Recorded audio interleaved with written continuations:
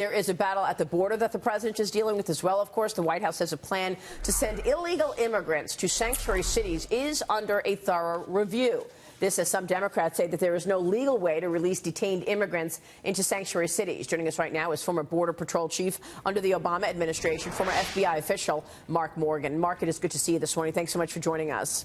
You bet. First, give us your sense of what is taking place at the border, because it's amazing to me when I see these pictures, which certainly look like a crisis, and yet we can't get the attention of like a Jerry Nadler or a Nancy Pelosi in terms of actually doing something about these loopholes in the immigration law.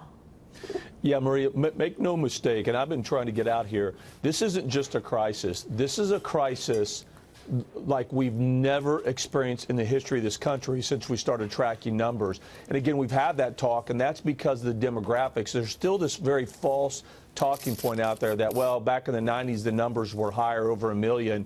Well, first of all, again, you got to remember, they were Mexican adults. We were removing, deporting 90% of them. With the broken asylum laws and other loopholes that are there, we're seeing 65 to 70% being family units, and because of those broken laws, we're allowing them in. So this year, we're expecting to hit 1 million, but we're going to let 650,000 into the country. That's driving this crisis, driving our resources being overwhelmed. We have to address it. Well, I think this is a really important point that you make, because in the past, it was largely young men or men in general coming to try to cross the border. But today, it's families. And I say families, quote unquote, because we don't really know if they're an actual family. That's right. Do we know that they're not a family? They're not. Many of them are not families.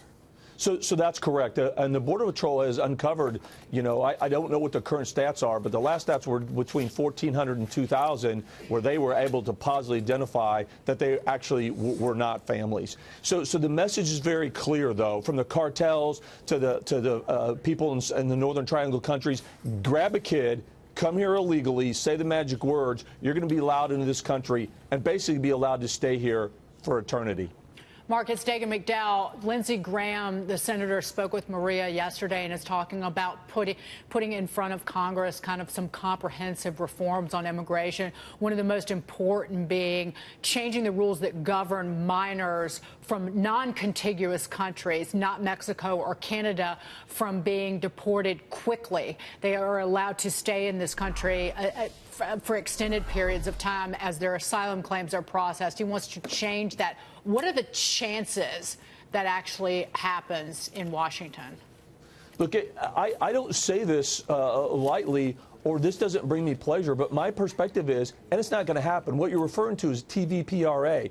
It makes no sense. If you're from Mexico or Canada, we treat you one way, i.e. we can send you back to be reunited with your families. But if you're from the Northern Triangle countries, a child, we can't. We treat you differently. It doesn't make any sense. But Congress has known this for a very long time. They know that they can fix this in 15 minutes, but they refuse to do so. Yeah.